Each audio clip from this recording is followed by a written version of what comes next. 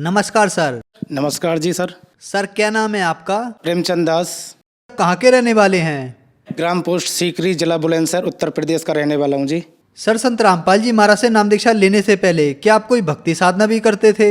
संत रामपाल जी महाराज की शरण में आने से पहले हम ब्रह्मा विष्णु महेश गणेश सभी की पूजा करते थे।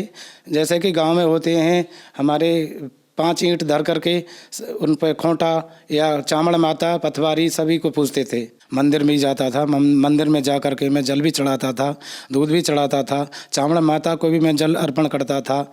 और मैं डॉक्टर होते सोते के नाते मुझे और हानि बहुत ज़्यादा होने लगी। जैसे कि मुझे पाइल्स की शिकायत थी, बहुत ब्लड जाता था लैट्रिन के रास्ते, और मेरे हार्ट पेन की शिकायत थी। मैंने अपने परिवार को भी मैंने आज तक ये बात नहीं बताई।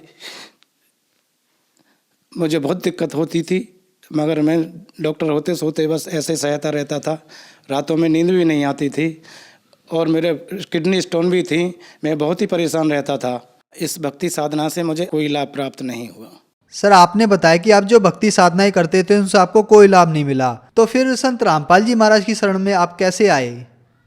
संत रामपाल जी महाराज जी की शरण में मैं ऐसे आया। एक संत रामपाल जी महाराज जी की शरण में एक भगत जी जुड़े हुए थे काफ़ी दिन से, जो मेरे ठीक सामने बर्तन बनाते थे। उन्होंने एक बार मुझे बताया कि आप वेद गीताओं को मानते हो? मैंने जी हाँ मैं मानता हूँ। कहन वेद गीताओं को कभी पढ़ा है? मैंने नहीं जी मैंने नहीं पढ़ा। कि ब्रह्मा विष्णु की तो मृत्यु होती है।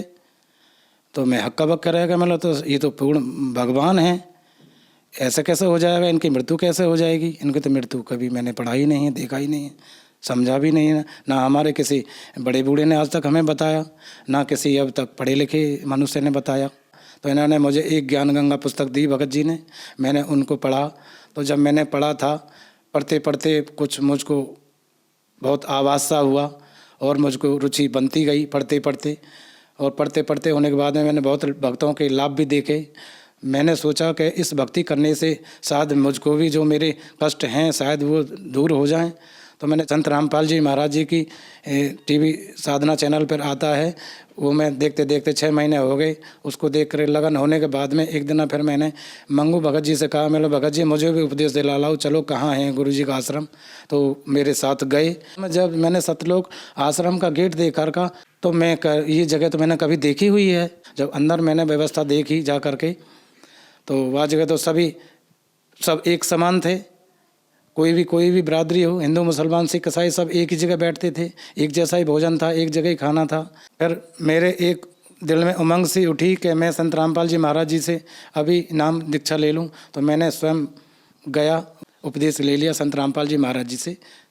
सर संत रामपाल जी महाराज से नाम दीक्षा लेने के बाद क्या आपको कोई लाभ भी प्राप्त हुए?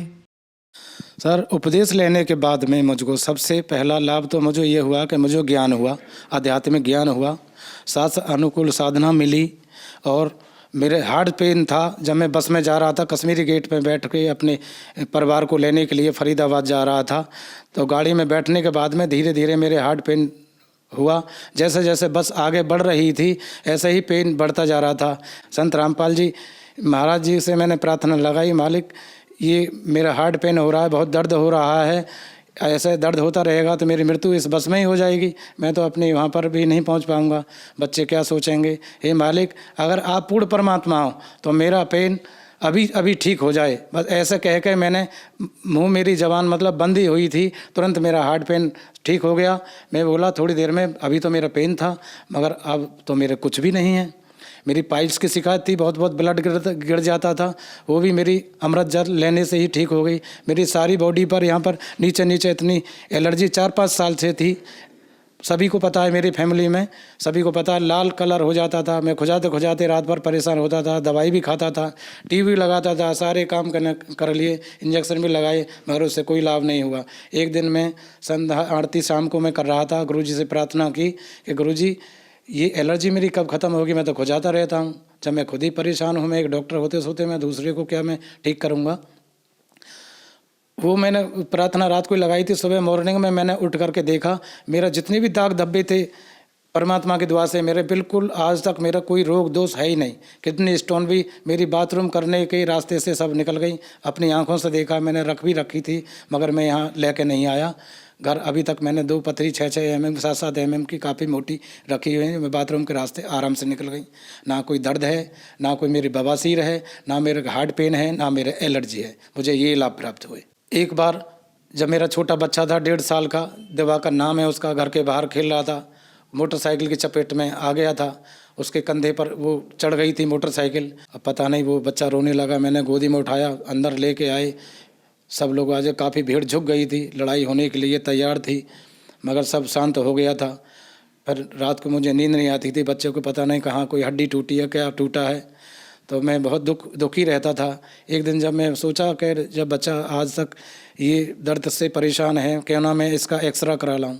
एक्सरा कराने से पहले मैंने परमात्मा से, संत रामपाल जी महाराज जी से प्रार्थना की। घर पे मैंने दंडवत करी। आज के दोपहर को मैं करके गया कि हे परमात्मा संत रामपाल जी महाराज, आज अगर पूर्ण परमात्मा हैं आप, तो मैं अपने बेटे का एक्सरा कराने के लिए जा रहा हूँ। जब मैं एक्सरा कराने पहुँचा तो आज के एक्सरा हुआ। एक्सरे उन्होंने धोया, उन्होंने मुझको दिखाया, मैंने अपनी आंखों से देखा है, केवल टूटी नहीं थी, केवल हल्का सा मोड़ आ गया था। मैं बहुत खुश हो गया, आत्मा मेरी गदगद हो गई कि मालिक मेरे बच्चे को मुझको बचा लिया। मालिक उस दिन से आज तक मुझको लाभ ही लाभ प्राप्त हो रहे। मेरा बच्चा आज बिल्कुल ठीक है और मैं भी ठीक हूँ। तो जो समाज आज आपको देख रहा है, आप उन्हें क्या संदेश देना चाहेंगे? सर, मैं संदेश तो नहीं दे सकता क्योंकि मैं इस योग्य नहीं हूँ। मैं प्रार्थना कर सकता हूँ सब भाई बहनों से कि संत रामपाल जी महाराज पूर्ण परमात्मा हैं, कबीर साहब के अवतार हैं, उनको जानो पहचानो, वेद शास्त्र को अनुकूल साधना बताते हैं।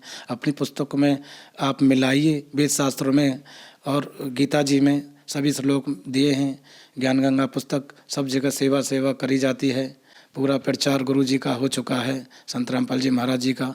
और आओ और उनका आशीर्वाद लो और नाम दान लो।